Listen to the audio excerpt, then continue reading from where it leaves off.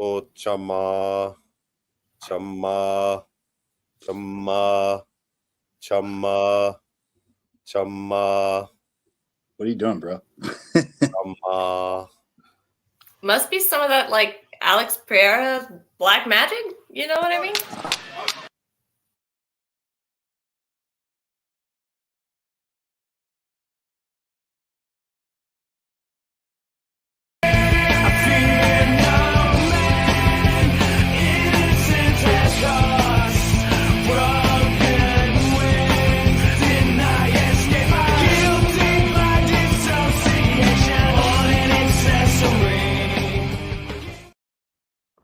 Alex Pereira Black Magic is the cold opening. Literally 30 seconds before we go live. Fight Show episode 39 powered got by the good spirits Buff. in there. Fight Show episode 39 powered by Buffed Energy. We got a treat for you guys, special guest tonight. But like I said before, we're as always powered by Buffed Energy, caffeine, nootropics, electrolytes, 3 organic mushrooms. Fuck cans, get buffed. You can go to buffedenergy.com/fight show. And I rushed through that because we're super excited to have this guy with us tonight. He is your New York State 180-pound kickboxing champion, your WKA 185 national kickboxing champion, and he just returned from Scotland, where he captured the WKA 185 kickboxing world championship in what is known as the Olympics of kickboxing, since kickboxing is not the Olympics. Local to Pennsylvania, you know how we are about our Pennsylvania fighters. But with that being without further ado, you guys are going to get to know him tonight. Jake, the Beast Kelly, what's up, bud? Thanks for joining us. That was a great introduction. And he's 8-1 too. Just in case anybody's that. wondering, he's 8-1. We've had a lot of shit going on this week. Bill sent it. I've looked it over, but trying to reverse it and get it right in the right order and do it the justice that you deserve. We appreciate it. Appreciate you joining us tonight.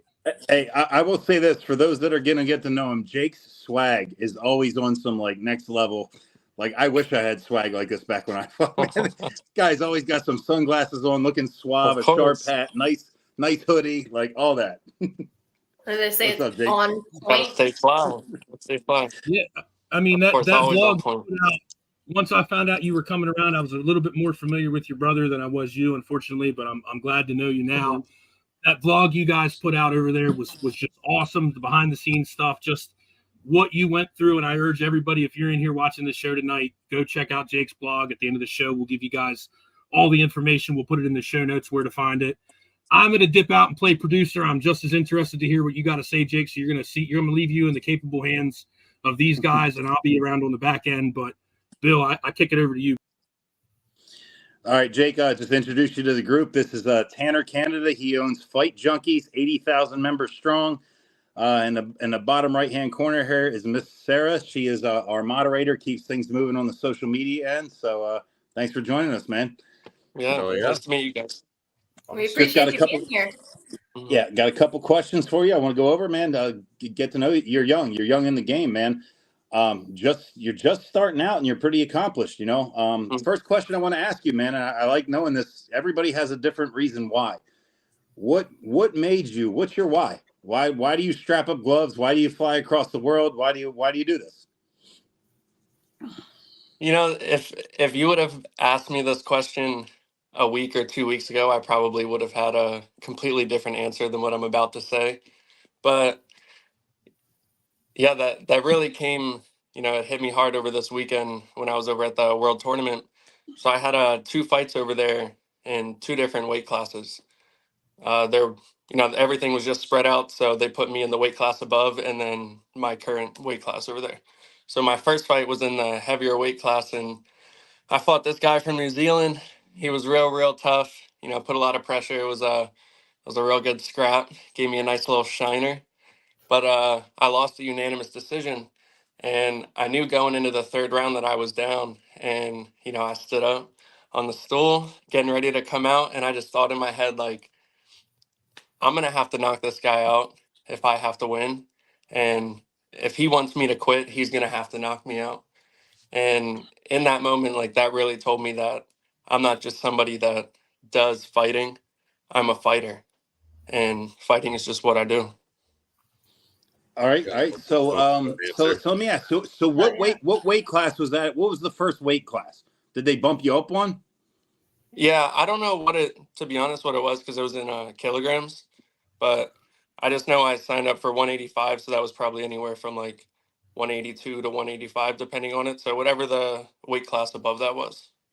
Okay, so 185 is that what you would say your natural weight class is? Yeah, that's where most of my fights have been. I fought at 180 before, and I mean I feel great at 180. That's where I won that New York State belt at. But yeah, 185. That's what I fight at. Okay, what's your walk around weight? Anywhere usually like maybe 191, 193. I don't walk Okay, too so heavy over what I fight at. Okay, so you kind of fight in the weight class, so like right around where you walk at. That's not a huge cut. That's not like some 20-pound cut or anything like that. No, I used to cut a lot of weight, and like I wrestled my whole life growing up from second grade until I graduated high school. And you know, like a typical wrestler, I was sucking a lot of weight, barely eating, you know, always just in that like mentality of when I'm in practice, it's like I'm practicing to lose weight and keep the weight off, not like focusing on actually getting better, you know? And then Okay, my senior year, I was like, you know, I just don't want to cut weight. It's my last year. I'm kind of over it. I've And been there. Yep. I wrestled at 182 and I probably walked around at like 180. And that was my best year. I won the like section tournament, went to the state tournament. And then, you know, when I started to continue in fighting, I kind of just kept that same philosophy of when I'm in the gym, I want to focus on getting better and focus on my skills rather than focus on cutting weight. All right, so let me ask you, man. As most of the time, you're a little bit of an oddity here. Most of the time, when somebody's dedicated their whole life to wrestling, I know what it's like. I was a wrestler too. I wouldn't say abandon MMA, but you seem to have gone a different path. Like I feel like you would have been pretty successful at mixed martial arts too, but you seem to have just went the way of kickboxing. What's the motivation behind that? Why are you leaving that grappling? You know, Tanner's the jiu-jitsu guy. Why are you leaving that grappling background in the past and not utilizing that? What makes you want to do kickboxing as opposed to MMA? Just standing and punching people in the face is fun. And Fair. yeah, that's just what I like to do.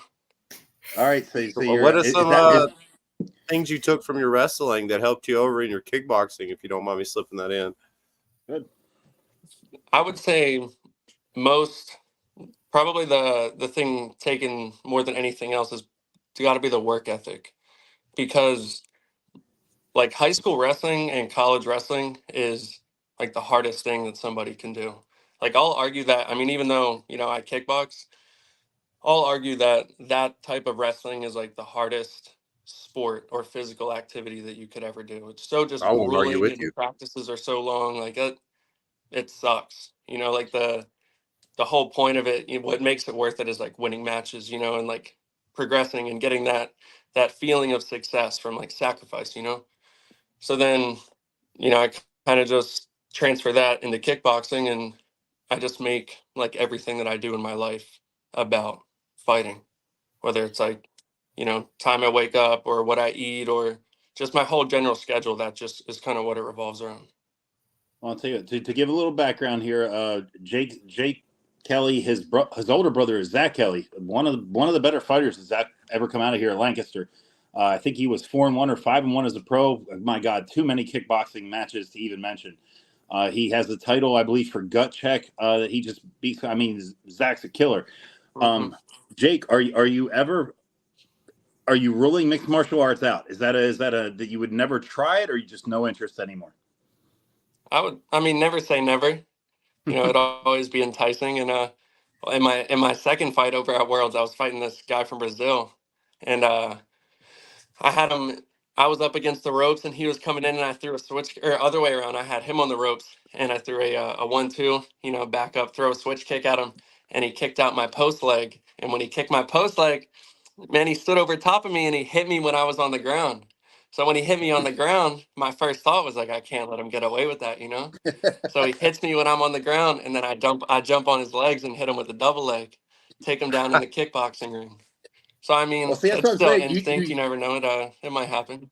You said you like to stand and bang. I'm just saying you can still stand and bang in mixed martial arts, and it's not like somebody's just going to take you down at will. And those little gloves are a lot easier to find somebody's chin. I'm just saying. But Very all right, true. we'll move on. Very true. We'll Next see. question, Like I man. said, never say never. What's your favorite moment in your combat sports career so far, man? What's the peak? For me, it was winning a title in front of my little girls. There was nothing I wanted more. Even though it was an amateur title, there's got to be some moment in your mind that your mind just goes to. What was your favorite moment, man? So far, you got a lot to come yet, but what's your favorite moment so far? Yeah, it's got to be when I won the national title, the WKA national title last summer. Because that was, I mean, my brother fought in that tournament twice. He got second one year and third another year. And everybody, I mean, I've been around kickboxing my whole life since I was probably 11 or 12 years old when my brother started fighting. And I started training at 14. So it's just been in my life. I've seen everybody in, Pennsylvania, Delaware, Maryland, Virginia, that whole area from 15 years ago to now. And everyone who was the best, they won the WKA tournament. So when I got to win that, and especially against the opponent that I had, like at the time I was only 5-0, and I took a couple years off when I went to college, and I came back and I only had 2 fights before nationals. So that was like 2 fights in 6 years, and only 5 fights total in experience. And my opponent, his name's Nahom Dempsey. He's from Beta Academy down in DC. He was 25-2. So, I faced a super experienced opponent with a bunch of belts, a lot of experience, someone who's very, very respected in the game. And just based upon my will to win and the trust I had in my corner, we made a plan and stuck to it and won. And getting my hand raised and having that belt was definitely amazing. And what was your record after winning that one? 6-0. Mm-hmm. Was that like your moment of like, holy crap, I'm kind of good at this? Or like, had you already realized that? Yeah, for sure. Nice. Yeah, I was gonna say, you tell me a guy that's 5-0 is going against a guy that's like 25-2. I would automatically assume, I am a betting man, I would automatically assume that the guy that's 25-2, the experience is going to take over, and the other guy just hasn't really fought that level of guy yet. But man, you did it, knocked it out of the park. Good shit. Like I said, it's a lot of trust in the corner. They help just as much as it is me actually doing it in there. All right, so let me ask you something else. Okay, so you're over in Scotland, right? The bell rings. The fight's over. Your brother's. I saw your brother over there with you. He's unwrapping your gloves. Did you know dude, going to the judges is a crazy thing, especially when you're not in your home country. Mm-hmm. You have no idea who's connected to who knew. You haven't. I've been there before. You have no idea what's going on. Did you know that you had it? Yeah. Did you? Yeah. You felt like you had it? Yeah. In my second fight against Brazil, I definitely knew that.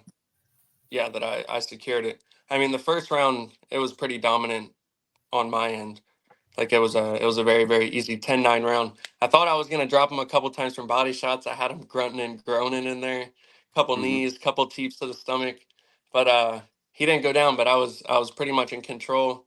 Same thing second round. I still felt completely in control.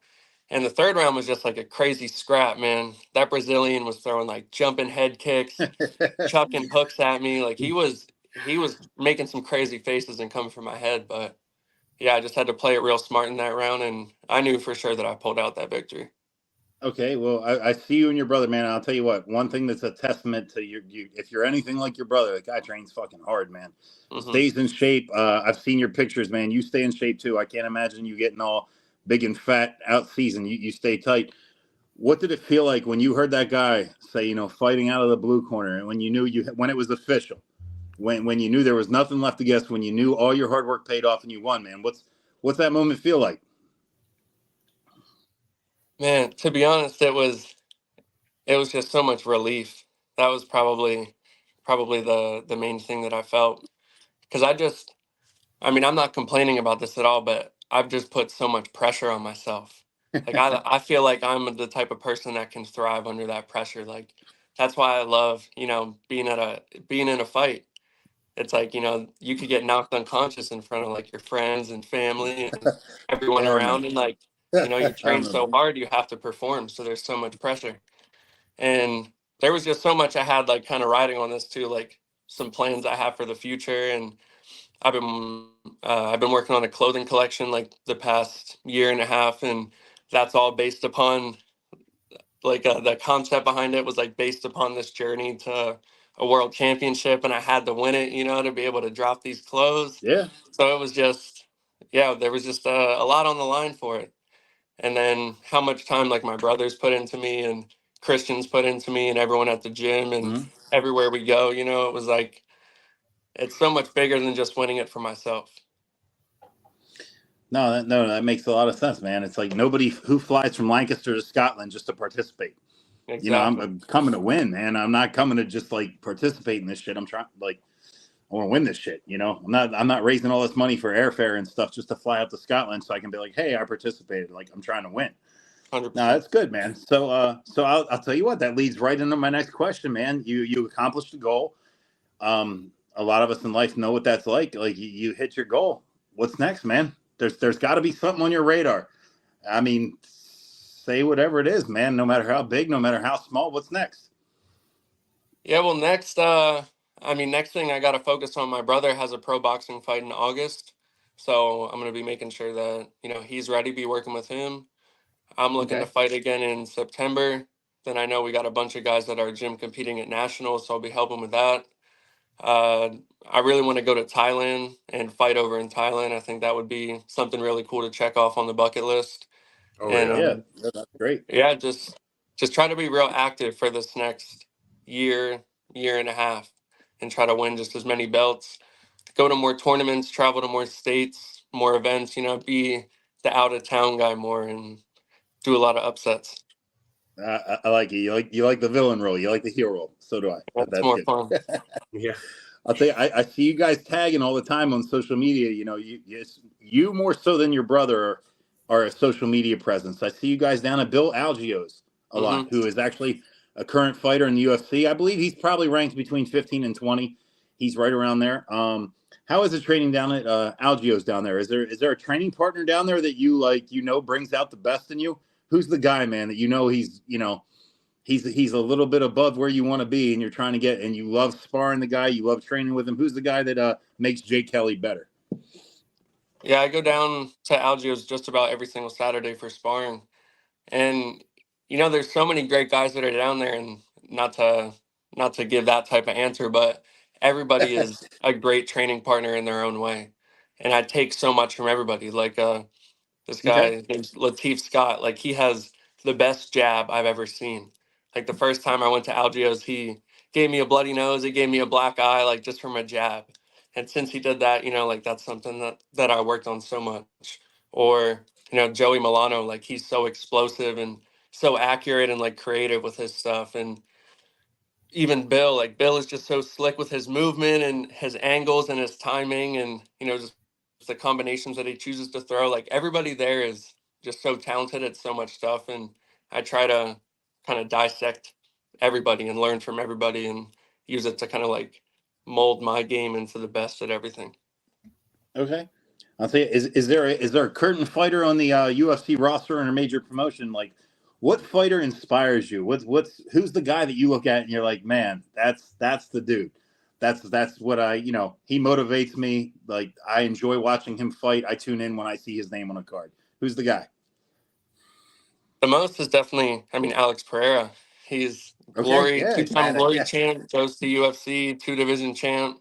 Like he's the guy right now. He's Can I just probably the most clarify? exciting You do fighter to glory watch. rules with WKA, right? Yeah, Glory. That's what I thought. I saw they had different rule sets and stuff like that. Yeah, Glory and K1. That's what I usually compete in. Yeah, we got a Pereira fan here. Yeah, that guy's a badass, man. He's done so much in so little time. Even me, I was like, oh, all somebody has to do is wrestle him and they'll beat him easy. Apparently, it's not that easy. So, Yeah. Okay, I'll tell you what. I'll ask you. We're coming to the end of it here, but I do want to say we have a lot of people that watch the show. I talk to a lot of people aspiring to fight. If there was one thing that you wish you knew when you first started off, day one, when you said, you know what, I'm gonna take this journey in life. I'm gonna do this fighting career. I'm gonna see how far I can take it. There's something you learned along the way that you wish you probably would have known back when you first started. To anybody that's watching right now, or anybody I'm going to talk to in the future, what's one thing that you wish you knew back then that you know now from experience that you feel would have helped you out? I would say if someone's just trying to get into this, the thing I would just really, really take in mind is that if you're going to fight, you have to understand that this isn't just a sport that you do for fun. This is something that can be very dangerous. And, someone's trying to hurt you and you're trying to hurt them. And you can't go in there and just have fun. There's a mission that has to be done. And if both people understand what that mission is, it can sometimes get pretty violent. So people need to understand that this isn't a game, and people, they really train to hurt people and they train to be the best fighter possible. And if you're not ready to, sacrifice a lot of time and dedicate your life to this, like don't do this just for fun. All right, good shit. Step I'll off tell the you what, porch, the big dogs eat. Love it. I'll tell you, I'm going to toss you to Tanner real quick. We're just going to do just a little quick 10 or 15 question rapid fire, yes or no, one word answer, just so we can get to know Jake Kelly other than the fighter, man. I'm tossing it up to Tanner, and then we'll come back to you. We'll give you some shout outs and we'll get you out of here. All right, Tanner? So, go ahead, man. Fire up. Flash questions, just off the top of your head, just some things other than combat. So we're going to start with number one. What's your favorite TV show? Breaking Bad. All right. Your favorite cheat meal? Nice. Mint chocolate chip ice cream. Nice. Favorite non-combat athlete? Allen Iverson. Nice. Nice. Favorite sports team? Any sport? Philadelphia Eagles. Favorite movie? No Country for Old Men. And your favorite type or genre of music? Hip hop. Nice. And your favorite location that you fought at? Oh, Motherwell, Scotland. Nice. Favorite after fight meal? Cheese pizza. Actually, no, a chicken tender sub from Wawa with a Mountain Dew voltage and a Reese's Fast Break. I respect it. That's a man who's cut weight. That's a Right. man who's cut weight. Extra favorite- specific. Your favorite combat athlete of all time? Anderson Silva. Nice. And your favorite action movie? Predator. All right, that's all I got for you. Nice. All right, good shit. I'll tell you what, I'm going to toss this up to Jake. Jake, any shout outs? Dude, you've had so much support along the way. I know your brother's in your corner all the time. You got a great team at Gracie 717, Algios, man. This is your minute or two to shine, man. Say anything you want. Shout anybody out, man. Who's important to you? Who's helped you along this journey? Thank you to my brother Zach Kelly, Strictly Business, Christian Carr, Jake Strom, everyone at Gracie 717, and July 4th, I'm dropping a clothing collection titled Seppuku. So follow me on Instagram at Jake Kelly with 4 underscores. I'm going to be posting my website, a lot of pictures, a lot of clothes, a lot of new products for you all to browse and purchase. So stay tuned. July 4th, new collection. All right. There you go, guys. You had it, man. He is your 2024 185-pound WKA World Champion from Scotland, but hailing from Lancaster, Pennsylvania, Jake Kelly. All right, Jake. Thanks for stopping by, dude. One more Appreciate thing you. I want to add, Jake. Oh, wait. Here we go. My bad. Fascinating to kind of just sit in the background and watch and listen. I've been following you and your brother for a little while, and like I said, a friend of Bill's is a friend of mine. So congratulations on everything. Anytime you want to come back on and promote anything you're doing, feel free to use our platform to do it. You and your brother, or any guys that you know that want to get a little shine. We want to focus on you guys that are coming up and you guys that are putting in the work out there. And maybe not everybody knows your name yet, but we know there's people walking away tonight that know your name, and we appreciate them for that. So, and also anybody that wants to see his journey, that likes the journey behind the scenes stuff, I could personally recommend his YouTube vlog from his entire trip to Scotland. You get to see the insights and see what it's like and his thoughts going through the whole thing. So I really urge everybody to hit him up on YouTube. We'll put all his social stuff in the show notes on YouTube, and anybody that hangs it can check in the Checkmate page, and we'll get you in contact with Jake if you want to check out his shit. So we appreciate you, Jake. Thanks, bro. And we will let you get back to doing what you're doing, and we'll see you next time. Appreciate you, you Jake. guys. There it is. Jake Kelly, man. Oh, Jake, yeah. Bill Hell, yes. Bookwalter. Bill Bookwalter Guys. never shows up to a fucking production meeting and pulls this out of his ass. Can we just say that? You airing dirty laundry on social media? Is that what you're doing right now? You don't do that. I mean, Never there's do that. talking shit and talking real shit. But hey, I seen Cotton in the comments. I seen Matt in the comments. What's up? Some of the usual suspects are here with us. We're back with the regular Fight Show crew now. Episode 39 again, powered by Buffed Energy. And with that being said, we're gonna fuck cans. Buffed Energy / Fight Show. For everybody that's been asking, Fight Show merch, MMATco.com/collection/Fight Show down there at the bottom.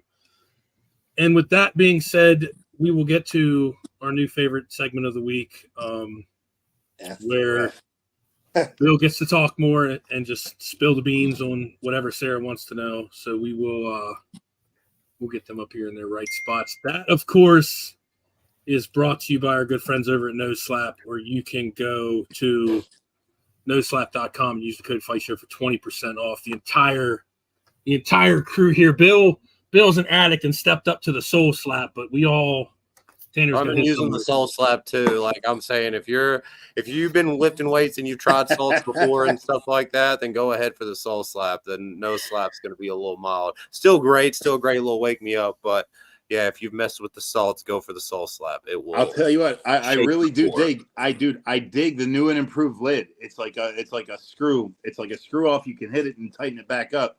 That way, thanks to Price, this elongates the life of Soul Slap. And the other one used to be a lid that you would pop up. I enjoy this one much better. So get your Soul Slap Fight Show code for 20% off on your order.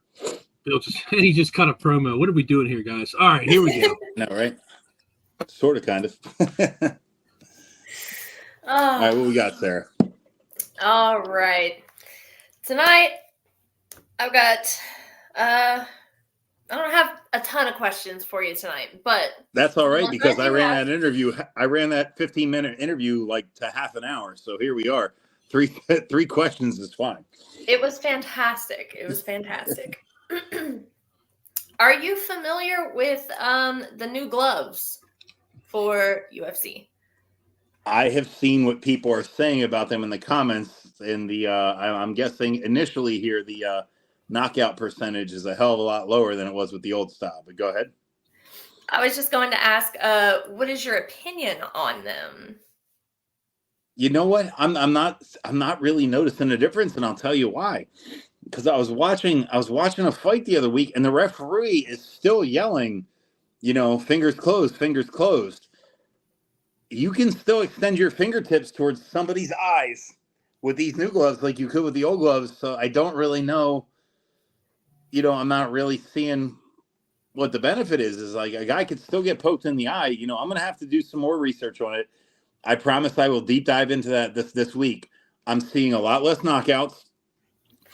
And I'm seeing the potential still there to poke a guy in the eye. It really comes down to the fighter making a conscious decision to close his fist when he goes to punch somebody. You can still extend your fingers towards the eyes. Like I said, I will deep dive and I will do my due diligence, and I will have a better answer for you on that next week. We'll revisit that. Okay, perfect. Yeah, but I do know that people are bitching. Then the finish rate and the knockout, percentage has been a lot less since these new gloves have been invested, Yep. I had definitely noticed that was one of the biggest comments, or like the most popular thing that people brought up was there's just not as many knockouts with them. So yeah, isn't it funny that we all get involved in like refereeing the sport, and we just fighter safety, and at the end of the day we're like, I'd like to see somebody get knocked the fuck out. I want to see somebody get fucked up, please. Yeah, Sugar Sean O'Malley doesn't go in there to not hurt his opponents. He goes in there to knock his fucking guy senseless. So that's what I'm saying. It's just ironic. All right, what do we got next? All right. So whenever you refereed, I think we have spoken about this before. You only did part-time, correct? Correct. Why didn't you do full-time refereeing? I will tell you something very, very entertaining / funny. I once had a guy come up to me at an event who was a trainer. He owned a gym here in Lancaster, Middletown, Pennsylvania, to be exact. And he said, "Hey, what's the salary for a referee?" I looked at him and I was like, salary? Like, how could you be so far off? Salary. I got paid per event, no tolls, no mileage. The rate stayed the same for like 7 or 8 years. If I could have lived off of $300 a week, I would have refereed full time. That is not. And if it came with healthcare and a 401k and FMLA and short-term disability insurance, yeah, then I would have refereed full time. Bro, you get paid peanuts. The judges get paid worse. There is no doing this full time. Even Dan Murgliata, when he was refereeing and he was at his peak, and on every UFC every weekend, he was a worker for the New Jersey Department of Transportation. Yeah, out there on the side of the road with a jackhammer. There was no, and he was one of the he was peaking pretty big at the time. Another one of my buddies, I haven't seen him in a little bit, but I would love to because I owe a lot to this guy, Keith No Nonsense Peterson, who's his career referee wise has ascended. He's licensed in Vegas now. He's a diesel mechanic, and he's one of the top. He's like one of the top guys. There is no doing this full time. There is no doing this for a living. Maybe if you were like Big John McCarthy, you could spin it into a podcast or something like that. But there is no, yeah, if you're there, it is for the love of the sport. The judges get treated worse than the referees do. I used to drive out to Atlantic City, pay the tolls, all the gas, all the mileage, stop for something to eat on the way. I'd get a check for $250. But when the UFC, yeah, it was a 12-hour portion of my day, plus I had to front my own costs to get $250. And then they would 1099 you, which is a tax form at the end of the year. You got to pay taxes on that. I was using my personal vacation days from work to get free to do it. There really is no doing this full time. It's not like an NFL referee that makes $275,000 a year. So that is the specific reason I didn't do this full time, is because it was not feasible. It's a hobby. I want to say the judges got paid $85 an event. And that's for like legit. Yeah, I know, right? Wow. Yeah. When we're out there grilling all these referees and these judges and shit like that, no, they are out there because they love the sport. It's not for the money. So then that's for sure. So that's why I did not do it full time, is because it's not even remotely reasonable. Yeah, you gotta have dedication if you're out there for sure. Yep. Shit. Well, okay. So I've heard a little bit about what you didn't like about it. What did you really enjoy about reffing? What was your favorite thing about it? I thought I did a really good job a lot of nights. I felt like I was more reasonable than a lot of anybody that you would run into in the athletic commission. I felt that I was approachable. I felt that I had the respect of the fighters, and I still didn't get every call right. But I felt I did a better job in there than a lot of guys that I saw. I saw some referees for other shows at other places, and it was apparent they didn't understand the sport. They didn't understand what they were looking at. And I knew that if I was in there, at least the guys were getting a referee that had fought before. He's been in the spots they've been in before, and I still didn't get it all right. I still didn't get every call right. But the thing that I enjoyed was I thought I did a really good job. And I will tell you this, and hopefully this will, reach whoever's watching, whoever's hearing this. The day I thought I wasn't doing the best job that I possibly could have done, and the day that I thought I wasn't as focused and as sharp as I could be, I walked away. I did do these people are putting everything on the line. They're putting their health, it's like Jake said when he was here earlier. You're risking getting knocked out in front of your friends, your family. Any active fighter, they deserve a referee who is fully passionate about it and fully believes that they're doing the best job possible. And when I got to the end of my career, I did not feel that I was doing the best job I could have possibly done. And I respected the fighters and I respected the sport that much to walk away and just be like this, I don't have a love for it anymore. I wasn't as passionate as I used to be about it, and the fighters deserve better than that. So I really enjoyed that the fighters respected my take on the sport. I enjoyed the respect that I got out of the fighters, and the day that I didn't feel like I was doing as good as I could have done for them, I walked away. Fair enough. Look, fair enough. Once you hit that point of like burnout, it's hard to come back. Yes. Yeah, it's hard to come back from that. It definitely is. So you mentioned kind of losing that spark, but would you ever ref again? From the bottom of my heart, no. It's my time to move on. I have one last goal, which we'll talk about at another time. I have one last goal, one thing, and I can put this bad boy to rest. I'll tell you, guys, if you work a full-time job, if you have daughters or kids that want to spend time with you, and they've sacrificed over the years, and they've they've put themselves aside so that you could chase your dream, and you do that. I've done all that, man. We'll talk about it another time. I think I was only supposed to have one amateur fight, and I thought I was going to win and walk away forever, and it turned into like this 8 or 9 year thing. And my daughters and my family supported me the whole way along the way, and I did everything that I wanted to do, man. I really did. And no, there's not going to be a return to refereeing. I did everything I wanted to do. There's nothing left. The next step would have been to do what like Heath Peterson did and go get licensed in Las Vegas. Bro, I can't go to the airport 2 or 3 times a week, or two or three times a month, and fly out to Vegas and do all this stuff. And I thought I was on. I was on that level of official. Even when I get into it in the comments with people online sometimes, and they start talking shit to me, I'm like, yeah, I used to ref in the UFC. And they're like, no, you didn't. I'm like, the reason you never heard about me is because I didn't fuck anything up. If I fucked anything up, you would have heard about me. Exactly.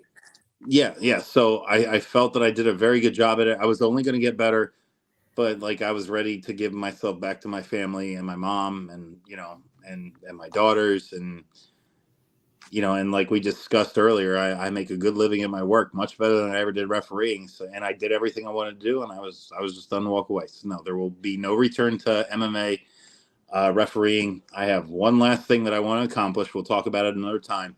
And once that's done, like I said, I'm going to go take some cooking classes or singing lessons or some shit.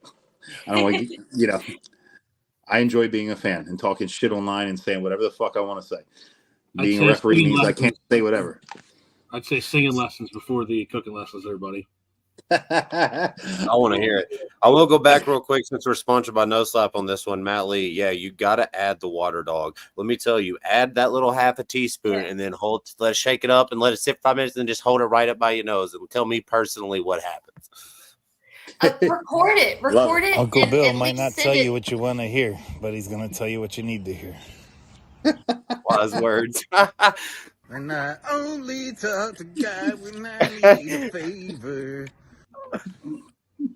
Gotta love it. Hey, thank you for that, Garrett. I mean, Tanner said he wanted to hear it, and we happen to have a clip of Bill drunk out front of the casino praying to God in song form.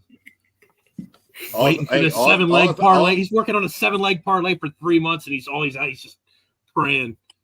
All I needed was Leon Edwards to beat Colby Covington, and then he did.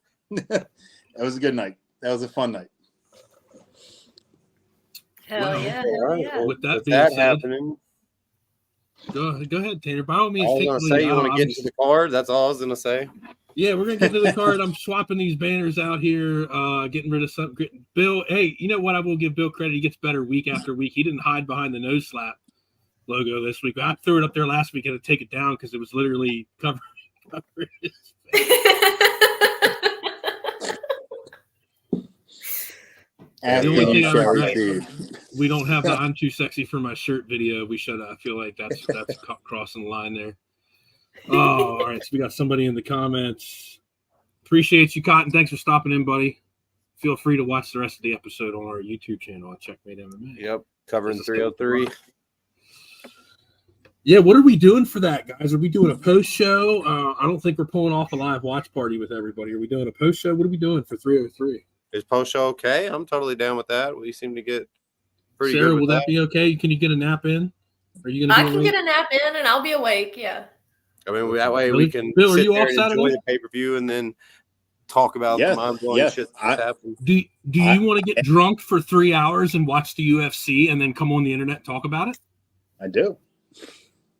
Well, I do. Yeah. I don't see the downside in what you just said. I mean, There there's is really no not. flaw in that. None. It's not at all. I just want to say also, thank God it's here. But what? I'm sure I will have lost a bet or two and have something to say about something. But it's here though. Like out of all the drama, out of all the Connor bullshit, out of all the replacement and everything, we've got Yuri versus what a nightmare. Oh my God. Alex versus Yuri 2, Diego Lopez and Brian Ortega. Cub Swanson and Andre Feely, Ian Gary and MVP, and I'm missing one, but finally here. Looks like it's all gonna happen and ready to show down. Dude, Alex Pereira is always a show closer. That walk he does, he's gonna be the last guy introduced, man. And then, dude, that's the way to put. Dude, he is a main event. Alex Pereira is a main event. That guy's a pure entertainment, man. Yuri's gonna be walking in with burning sage and shit like that. Yeah, they are two interesting characters that happen to have a lot of respect for one another. So I enjoy watching that. All right, so I'm going to throw the card up here. I'll put us at the bottom today. There's the referee. Hey, we're not asked the ref. Remove that. Add this to the stage. 303, the most cursed card of all time. I apologize, Bill. Please don't yell. This is not the UFC's problem. My browser's being stupid. But we're going to go. We're just going to keep going back down here. To date. But look at what we're getting, bro. I mean, even down to the beginning of the night, you're getting Ricky Simone versus another Oliveira from Brazil. Starting the card. Like, that's crazy. Start just to look at it as a whole. Like, I mean, Andrei Arlovski, his 60th UFC fight, or 60th MMA fight, I apologize, versus Boudet. And dare I say, Arlovski's a plus 220 favorite. So... plus 220. That's plus 220. I don't know why I said favorite. Sorry, he's a dog.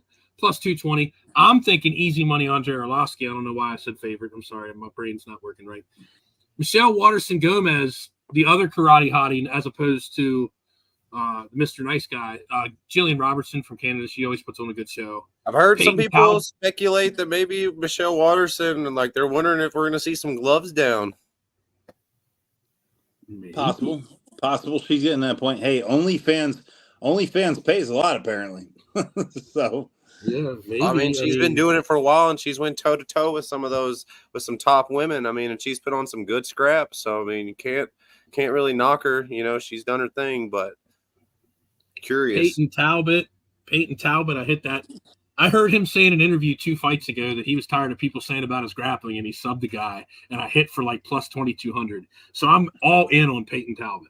I love Peyton Talbot. Also, I'll point out that he put out a YouTube video for his opponent on how to beat him. Peyton put a video out for his opponent on how to beat Peyton, and then translated it also in French, so that way his opponent could understand it. This dude is a next level troll, and I'm here for it. He gets it. I love it. He gets it. Love Charles Cub Jourdain. Swanson, Andre Feely. I'm so excited to that. Excited for that. I think that you're potentially seeing one of those guys. Well, this might be. There's a possibility it could be either one of their last fights. Is that I'll tell you what, Cub Swanson, for those that don't know, think WEC, think Donald Cowboy Cerrone, think like fucking 2000, like the year 2000, 2002. Cub Swanson's been at this for a minute, you know. Andre Feely as well. He's had a lot of injuries, and he probably hasn't been as active as he would have liked to be. But Andre Feely's a little long in the tooth as well. And I'm most excited about this because after the Hermanson fight, we're super big on Joey fucking Pfeiffer because he's from PA. Me and Bill, going way back to the beginning of the show, expressed our undying love for Pennsylvania, New Jersey fighters, and we'll never go against them even when we don't think they're going to win. But Joey Pfeiffer is fighting. I'm stoked for that. I'll tell you what. I'm just going to drop a tidbit here. I'm going to let Joey get done with this fight. Joe Pfeiffer is a friend of the show. He's a friend of mine. I have had verbal commitment for him for a while. I just never wanted to interrupt with any of his training camps. He wins this one. I'm going to hit him up next week. We'll see if we can get him on the show in the next week and a half, 2 weeks. So Joey Pfeiffer, man, I'm stoked to see that guy on Joe's the big awesome. stage. I don't see Joe- that Joe- one going Joe's to the amazing. ground that much. Like, honest, unless very old wants to take him there. No. He won't. Joey's probably gonna knock that dude out. I'll tell you what, this is not a gambling show. As I say every week, this is not a gambling show. DraftKings, Joe Pfeiffer by knockout. That's probably how it's gonna go. We'll check back next week to see if I'm correct. Yeah, Joe- minus 265. Yeah, Joey probably has a fire under his ass right now. Ian Machado, Gary, Michael Page. I'm excited for this one as well. I'm big on Ian Gary. I don't the fluff bullshit you hear on social media. The guy's living his best life. It is what it Living is. his best life is one thing. The one thing that I don't respect is, I'm sorry, but in the game of fighters, the one thing you don't do is sue. Like, Yeah, I'm well, not. That's that's the one not- thing that turns me off on him is the talking shit, but Okay, not that's able to fair. make it. Turning No, that's comments fair. off on Instagram. Like, you can't sit there and put your opponent's mugshot on a T-shirt and sell it, and then cry at a press conference because people are calling you a cuck. Like, grow some fucking balls, man. Yeah, that's that. And again, you don't have to like everything somebody does to be a fan of theirs. I'm big on Machado Gary from what I saw him at Cage Warriors before he even came over.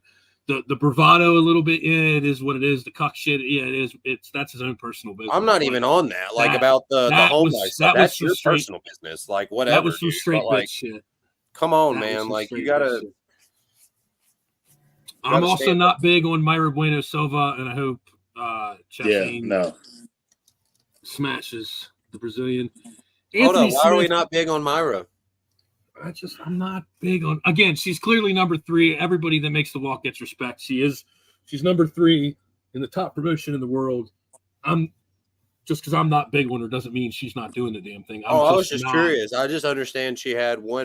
What She had that bad outing against Raquel Pennington. Like, don't get me wrong. Like, that was not a good fight at all. But, like, I will mean- answer that. To stand there and yell like that, like she did, and scream like she's about to do something, and then go out there and perform like she did against Pennington. Nah, bro. Like, do better. Like, and I get that, but, like, I don't know. I just don't feel like we should, chalk one bad outing up to, their. No, and again, So, Joey That's fair. Pfeiffer, That's Sean fair. Brady. If you look at guys like that, we're big on Joey Pfeiffer, Sean Brady. I'm preaching this to the fucking choir over here. Like, don't base your opinion of Sean Brady and what he's done based on what you saw in his last fight. Like, I've seen what Sean Brady's capable of. I've seen what Joe Pfeiffer's capable of, and again, so I can't be on the other side of it and say, oh, she looked horrible against. That's just one of the reasons. I'm just not big on her, and I don't know what it is, and I can't put my finger on it, and I can't sit there and put it in the word. I'm just not big on her. Again, all due respect to the number 3 ranked women's bantamweight in the world, because she clearly is doing what the fuck she's doing. All bets are off. Anthony Smith, on the other hand, is out here doing side quests. I saw him as like the backup guy on Power Slap clip the other day. Yeah, I didn't know that was fucking going on because I don't watch Power Slap, but I think this is going to be a good fight. No, dude. Oh, I yeah. feel like, dude, is Anthony Smith the new Volkanovski just from like Wish? Like, I think like Anthony Smith like steps in like constantly. Like, what the hell's going on? Anthony Smith, like, I don't even think they announce regular fights. I think he just fills in last minute for people. I mean, Anthony Smith was the guy that started his career from a flyer at Subway. So, I mean, I guess he's always had that in him. Yeah, like the guy just seems like he takes any, I mean, he's a competitor. I'm not disrespecting Anthony Smith at all. No matter if he said some weird shit in the cage, which is fun, But I mean, it feels like I've seen him fight so many times in the last year. But and it's always like last second.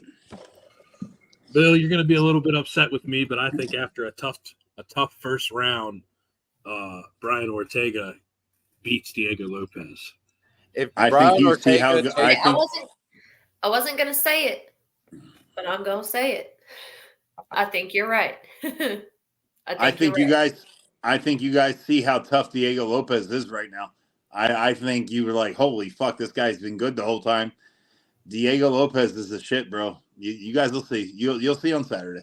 Much appreciated, Josh. But also, I'm going to say, I don't know, man. I think the first round is going to be a really telltale, and then I think it's going to come if it gets out of the first round. which I think first round it has to be Diego by stoppage. But if he gets out of the first round, I think the second round is going to be very defining because we've seen Brian Ortega have some really rough first rounds, rough first or second rounds, and pull something, out of his ass or do something awesome. So, I mean, either way, like, I think it's going to be great. But you can't really take much from Diego Lopez for stepping up on this short notice if he loses. Still think, he still has some good stock. No, and I'm still big on Diego Lopez. And again, we're not going to sit here and go, oh, if Brian Ortega whoops his ass, Diego Lopez. I'm not going to be he got fraud checked. No, I'm 100% all in on Diego Lopez. But I think I'm 150% in on T City. I think Diego Lopez is that good, man. I think Diego Lopez is that good. Against Yair Rodriguez, of course, Brian Ortega wrapped him up, did his thing. That Brazil flag underneath Diego Lopez is yelling to me right now. I don't think Ortega is going to be able to take him down and control him on the ground. So basically, it's going to be left to stand up. And if you watched any of their previous fights, Diego Lopez is nasty with the stand-up. He's not there to make friends. He's there to hurt somebody. He's good everywhere. Like, you talk about, like, not being able to take him down. Like, he's shown great grappling with submissions. He's shown great striking. Like, I mean, he's all around. Like, it's hard to find holes. I remember Lopez's first fight against this guy named Mosvar Evilov. I'm sorry, Muhammad Makayev. Sorry, I confused the two. Wait, no, Diego did fight Movzar. That was his first fight, Movzar Evlov. Oh, was that? Okay, yeah. Movzar Evlov. I apologize. I'm getting them confused now. He was like he was like a plus 900 favorite. Evlov was like minus 1,000. And this guy came in and fought him like a razor close decision. Evlov did win. But ever since then, Lopez has been like tearing it up, man. He's just vicious with the shit. I think he is that good. We'll see on Saturday, No losses by submission. Out of his 24, he's got 12 wins by submission. So I don't say that Brian Ortega wraps him up and does to him what he did to Yair Rodriguez. I'm just simply saying I don't know if this again. I'm heavy on Ortega. We'll see where it goes. Again, all fights start on the feet. You've seen what Brian Ortega is capable of withstanding. Huh? Does Ortega knock people out, though? Does he have power like that? Does Brian Ortega have power like that? Does he really finish people on the feet? I'm not Jamie. I'm not. I will say Brian Ortega has only lost to a very elite few. Like, if you think about it, he's only lost to Volkanovski, Max Holloway, and Yair Rodriguez from an injury. Those are his only 3 losses. And, like, it's 16 fights. He's only 16-3. He's got less 16-3. There you go. 16-3. Yeah, he's got less fights. He's actually got less experience than Diego Lopez. But less experience, he's got more UFC experience, and I like that matters, like, because UFC is such a different stage than all these other promotions, and we've talked about it. But Brian, Ortega's a veteran. I mean, like, can't deny that. 3 KOs, 8 subs, 5 decisions. How many KOs in the UFC? What did it say? Yeah, give me 1 second. Any? 3. Yeah, 3. Oh, okay. I think. I hear he had the arm triangle. There was a shoulder injury where he lost to Volk. Took Volk to let's not remember he took Volk in 2021, like prime Volk, to 5 rounds. And he almost beat him. And almost took him out twice. Like, yeah, he almost beat him. Volk even said his stoppage in the loss started creeping. Like, I'll tell you what. Next Frankie Edgar by punches in 2018. Next to the Pereira Prohaska fight, this is my favorite fight on the card. Next to the 100%. Pereira fight, it's good, dude. This is part of the old guard versus the new wave. We see it all the time. It's always going to happen as long as the sport's around. You're going to see a guy who's been around for a bunch of years, and he's coming up against the new young lion, and you look at his pedigree, and he's only lost to the elite. This is a very telling fight, I can't wait for Bill to have that wig on and say "New Young Lion." Dude, I cannot wait. But like, I'm so excited. That is does a surprise. Diego get a title shot if he beats Ortega? Like, is that where he's at then next? No, he's not yet. 14. Brian's still 3, and there's still got the featherweight. Come on now, I'm big on Ilya. I was big on Ilya Taporia before he got the belt, but let's be honest, Ilya Taporia is not trying to fight 2, 3, or 4. He wants to fight 5 through 11. If Lopez beats him, okay. Now we know you're for real. If Lopez beats Ortega, okay, you're for real. Let's see if you're really for real. Now you get like the number 1 contender. Not quite yet. You know, I would say maybe give him a top 5 for a title eliminator. But he's still in the yeah. Like it's skyrockets if he wins this Saturday. I mean, if you take Ortega out, yes, you're in a number 1. That weight class is stacked. You are in a number 1 contender fight if you take Brian Ortega out. Yes. And depending on how you Max versus Ilya is probably being scheduled, so you know, dude, that weight class is ridiculous, man. Like there's so many ways you could go in that weight class. And they're all deserving, you know? Oh, yeah. I'm picking MVP, by the way, Josh. MVP. Yeah. I'm going to go Ian Gary. I'm going to go Ian. Just to fucking be the asshole that says it. I'm going to go Ian Gary. I'm team I'll tell you what. Michael Page has the ability to make that one of the fights of the year. If he engages, talks some shit, throws down, that has the potential to be one of the fights of the year. If he stays back and relaxes and makes it boring, that would suck. If he gets in Ian Gary's face and starts talking shit and doing what he does, that could be one of the most entertaining fights you're going to see all year. I see this fight's in either 0 or 100. I see them either being too cautious over each other or them swinging. So, this will be very interesting. And I'm not saying by any means that MVP can't beat Gary. I'm saying it's damn near one of those fights where I'm like, I'm not picking one in this fight, but I don't want to give the bitch answer. So I'm going to go with, just to be the asshole, I'm going to go with fucking Ian Gary because everybody else is picking MVP. Oh, I'm big on MVP. I'd love to see Michael Page get in there, start open hand slapping him and calling him a cuck right in the middle of the cage and see what the hell he does. Yeah. BBL Gary was he put that fucking cartoon out? Yeah, that'd be some shit, bro. That's what I want to see. Like all what I said aside about Gary before too, like that's just what I think of him as him. Like as a fighter, obviously the kid's great. The kid's what, 14, 15-0? Like we talked about that. He's very good. That's incredible to go undefeated like that and beat 3 ranked opponents in the UFC. Like, yeah, the kid's a great fighter. Dude, if I'm at MVP and I have those kind of skills and that kind of ability, I'm coming out throwing open hand slaps and calling you a cuck. Right from like first 10 seconds. It's on site. I'm gonna start talking shit to you, trying to fuck your head all kinds of up. MVP, you know the shit first. Call him. Dude. There's nobody in your training gym that sparred with you and started calling you a cuck in front of everybody. So if I want to introduce some new shit to you that you haven't trained for, that's what I'm gonna do. I'm gonna go next level with it. Nick Diaz mental warfare. I love it. Oh, Bill also consistently is in and out of Facebook jail like a fucking drunk guy with DUIs. Like he's just on it. Yeah, this has been the longest stretch. This has been the longest stretch that Bill hasn't been in Facebook jail since we started this show in September. With that being said, yeah, 45. I'm proud of him too. Hard hand, Mario Yamasaki. Hard hands for Bill. Everybody, it's all right. Yeah, it has been quite the It has been quite the little bit. But I will be fair now. Facebook is now giving me shit when I say something out of pocket. They ask me, this comment doesn't meet community standards. Do you want to delete comment or post it anyway? When they say that to me, I think of the show, I think of my people, and I put delete comment. I would love to be like, post that shit anyway. I don't give a fuck. Post it. Why would they give you the option? Like you posted it once. They do. If you literally tell somebody like, I'm gonna stab you in your fucking head, if I say I'm gonna stab you in your head, Facebook gives you that chance, and that's why I'm like, how the fuck? I know they give you that chance.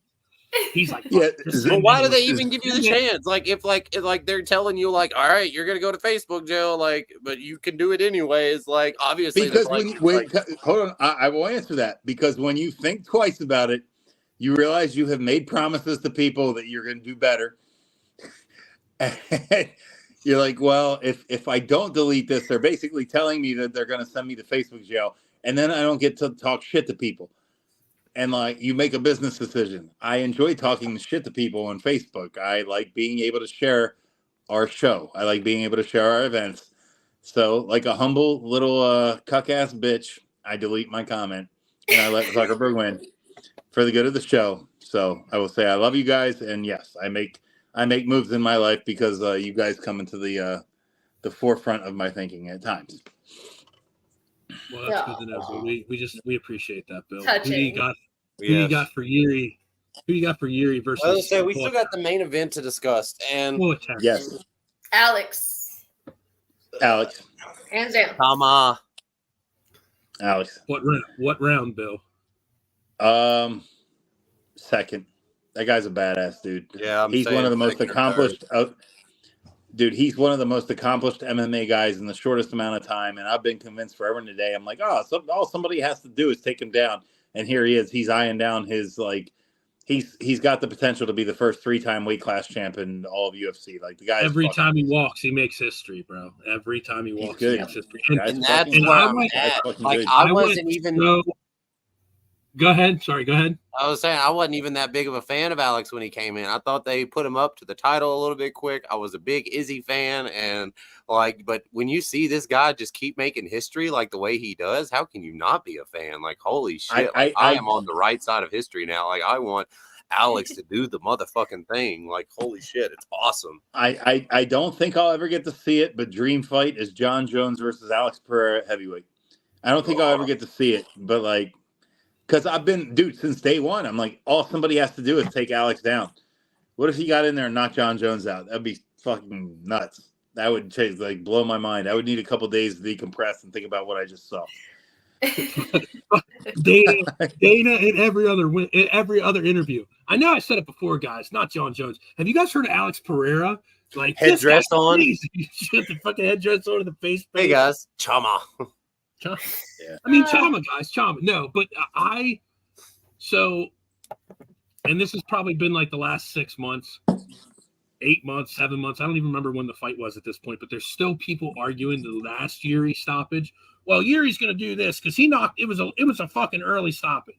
Like, there's still people arguing this in the comments. But I really sat down and I listened to a couple things and I watched it again. We all made jokes and everybody made the memes, Alex fucking putting his hand on Herb and stopping the fucking low blow timeout. But watch what the fuck he did during that. If all jokes and memes aside, he waved it off. He brushed it off like it was nothing. And as he did this to Herb, he hopped and he closed the distance. And Jamal didn't catch it. And I didn't catch it at first. I didn't catch it till I watched it 3 and 4. And I'm like, wait a minute. And I stopped it, watched it again. If you watch what this guy was able to do on the fly at a millisecond moment, it makes it even more fucking impressive than just the ha, I'm going to stop Herb. You know what I'm saying? The joke and that everybody fucking, when he did that, Jamal, that shit was so calculated. And he slid it in there right in front of you like somebody stealing your fucking wallet. And you had no clue. Like, nobody caught it, I don't think, at the beginning. And then once you watch a couple times, he does this. He does the hop. That hop put him right in range. And then he did what he does and delivered that fucking hook. And again, I'll tell you this right now. You, as a fighter, you don't train for that. He was just locked in. He was locked in. He wanted to get within his range. He wasn't I don't think for a second he was I'm going to use this referee, situation and go. I think he was just that ready and that focused. He didn't even take his eyes off of Herb. It was he put his hand out. I don't think he broke eye contact with Jamal Hill. I think he was just that locked in, and it just happened the way it happened. And I have no issue with it. There's been so many times where guys have gotten kicked in the balls and I'm going in to call a separation. They're like, no, I'm good. Well, as the referee, your job is to stay back. As the opponent, your job is to protect yourself at all times. So You know what I mean? It's like, I have no issue with what happened. It's happened 1,000 times. Nobody's just stepped in after the fact and knocked the dude out with the next punch. So I'm not making an excuse for it. I'm saying what he did was super fucking tactical, and the fight IQ and just that wasn't him planning anything. That wasn't, if I get hit in the nuts, I'm gonna wave it off. That was the situation presented itself. He adapted. Jamal gave him the thumbs up, and as you just said, protect yourself at all times. As much as it wasn't a cheap shot. It wasn't. I see no issues with it. And I'm fine with it. The fact that he jumped it, the fact that he did just that little hop. Jamal stepped back. He did that little hop to stay in range, and restarted it. Like just the mastery is basically, as corny as it's going to sound, just the technical mastery that he showed in that millisecond. I'll tell you what. He was gonna find his chin. He was gonna find it. It's anyway. like he saw it though, but like before the ref, that's why he waved it off. It's like he already saw that. Like he was like, obviously, like, I mean, that it's like it was already there for him. Like, I don't know. That is one of the more that is one of the more badass moments of the year. A guy getting kicked in his dick and just putting his hand out and like taking a guy out with the next punch. Like that's badass. So we got Josh here asking about Pereira's UFC run and Izzy's UFC run. I don't know, man. That's a hard one. Pereira. But no, Pereira. It doesn't take anything away from Izzy's run. Izzy had his time. He came in. He's great. Izzy had 6 title defenses, though. Like I don't know. Like, it's kind of hard to compare the two because Alex kind of speed ran through the UFC, whereas Izzy cleared out a division. I mean, Alex hasn't really sat somewhere long enough to really, like, I don't know. As far as depth of it, Izzy has it in the bag because, like you said, all the accolades you just mentioned, as far as depth. But as far as every time this guy walks, and you say it and it sounds stupid, but every time the guy walks, he's literally making history. He accomplished it in a shorter time. Again, and you can't, it's apples and oranges because you can't sit here and the John Jones Khabib title defense run and all, you can't argue it. It's apples and oranges, but I could say it's more impressive. I could say that Volk. Well, I'll tell you what. Volk stepping up, it made it more impressive. The Adesanya win over Pereira validates it a little bit. That's a good thing to have. But like, oh my god, if Dana White could sell Pereira versus Adesanya at 205, if that could somehow happen, but I don't think, dude. Dana White's really smart with this shit. I think he's going to keep Pereira up at the 205/heavyweight, and Duplessis, Strickland, and Izzy have their own thing going on at 185. But the thing is, one thing I want to bring up too is like with Pereira doing all he's done and everything. Do you think like, I don't know, because do you think Izzy could have done the same thing though if he'd have like done and attempted the things that Alex did when he was in his prime? Because when it seems like, Izzy's now had a couple losses, people have figured out a little bit of things about him, and figured out some ways to get some advantages. And, but there was a time when Izzy was that unbeatable. People froze up when they got in the ring with him. So do you think when he had that aura, if he'd attempted the light heavyweight and did it then and tried to speed run like a little Alex, do you think he could have done it? Like, I'll tell you what, the why I say Pereira's run over Izzy's run is because Izzy didn't do it, Pereira did. I mean, we can sit here and ask that question all day.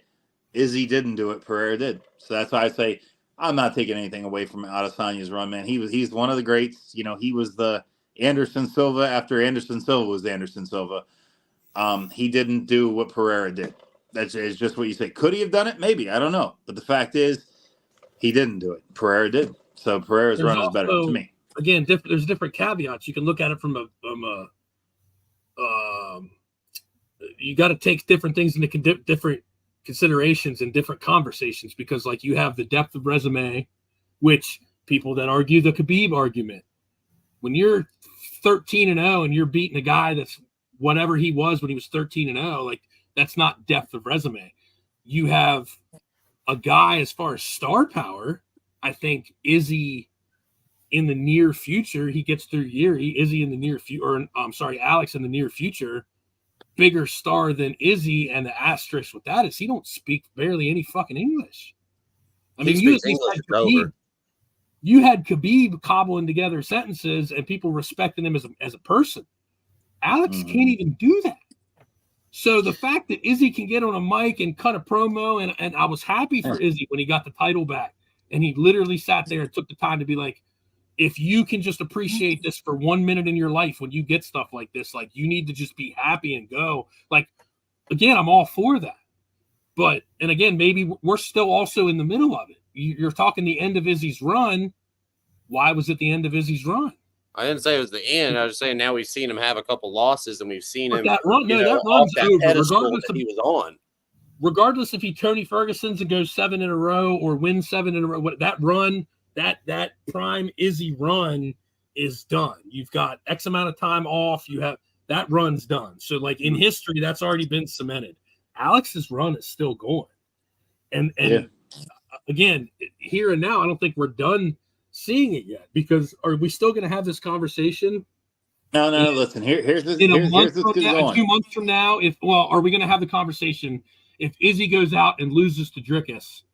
Are we still have then what? Then is the narrative's different, because you see what I'm saying? Listen, here's what's probably going to happen. I think Alex is probably going to knock Yuri out convincingly this time, and I believe immediately Dana White will probably pitch him. We'll probably see Alex Pereira fighting for the heavyweight title and a chance to make history. If he wins that, he probably jumps right to the pound for pound greatest of all time. Nobody's ever won in 3 weight classes, So if Alex knocks Yuri out, which I do feel is going to happen, Alex Pereira's next fight will likely be for the heavyweight title. And we have a chance to see probably one of the greatest of all time. And if he wins that heavyweight title, nobody else has ever done it, so you can't really argue that somebody else did it better than him. Yeah. 3 weight classes would be insane. I agree. It's fucking impossible. Nobody can win 3 weight classes. Let's also not he did say he wanted to take some time off. I do think they're not going to deny John Jones an MSG card in November if he's cleared. So I think, and we've already learned this, that Stipe, again, if you didn't watch Fight Inc. on Roku, Stipe, as of right now, as of when they recorded that show, Stipe, out of Stipe's mouth, he's not fighting anybody besides John Jones. And that's coming from Stipe. So Stipe's not fighting anybody from Jones. I think you see Jones versus Stipe in November, third quarter, fourth quarter of the year. Mm-hmm. And then there's very good, depending on how if Tommy Aspinall's got something coming up. There's a lot of, again, you could sit here and play this, but there's 2 or 3 pieces that we really need to see play out before you can really comment on what they're going to do. Because if there's a shakeup at heavyweight and Tommy Aspinall gets to do that, and then John Jones does fight Stipe, you got to unify the fucking belts. You're not going to sit here and not unify the belts and then bring Alex Pereira up, because then there's going to be an asterisk next to it.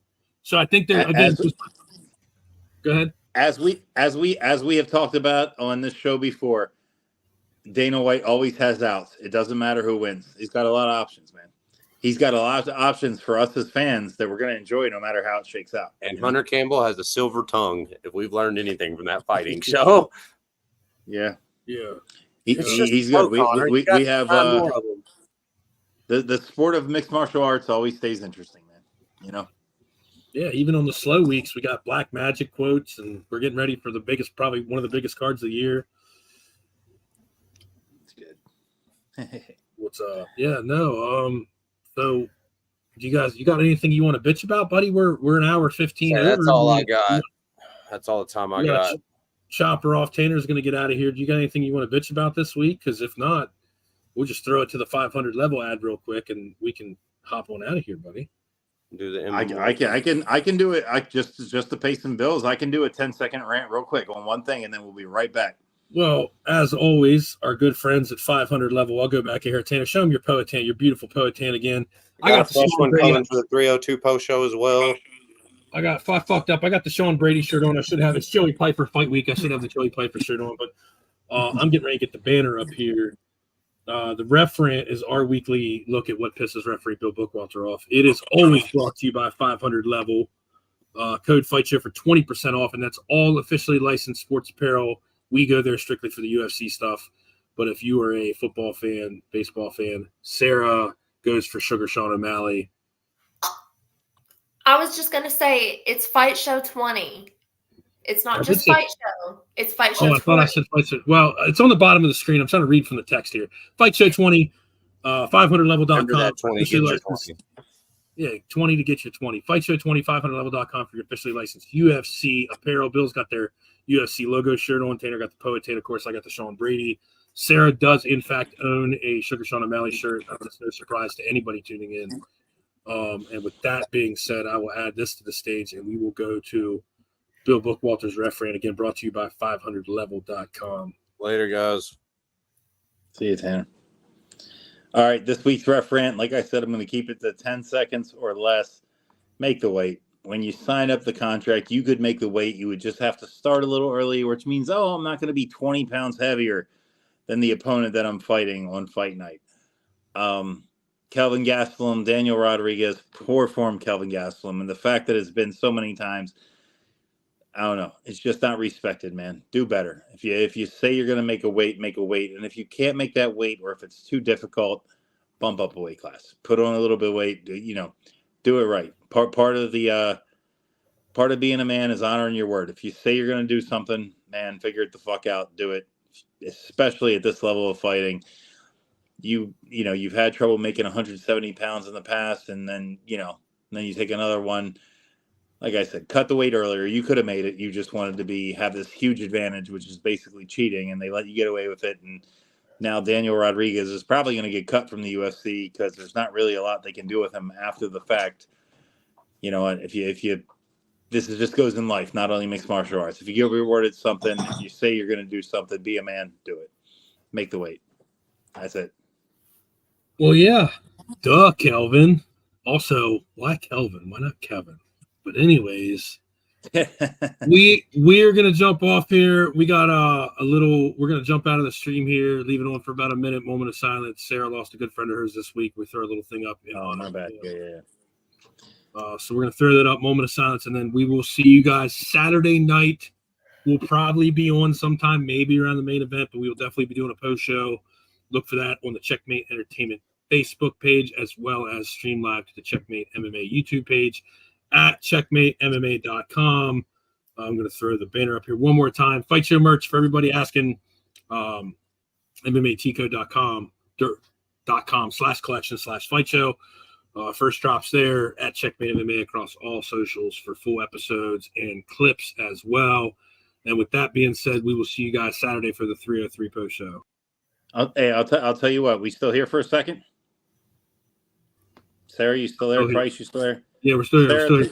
Hey, life is short. Life is precious. Let's toss it up for 30 seconds. Sarah, go ahead. Tell us about your person, man. Oh, I'm gonna cry.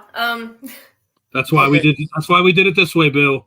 That's why we did it this way. I'm gonna cry. I've cried so much today. My eyes are puffy. We'll see you at the 303 post show. Sarah, go have a drink, smoke one, burn one. Bill, you keep drinking beers. We'll see you guys Saturday for the post show. All right, man.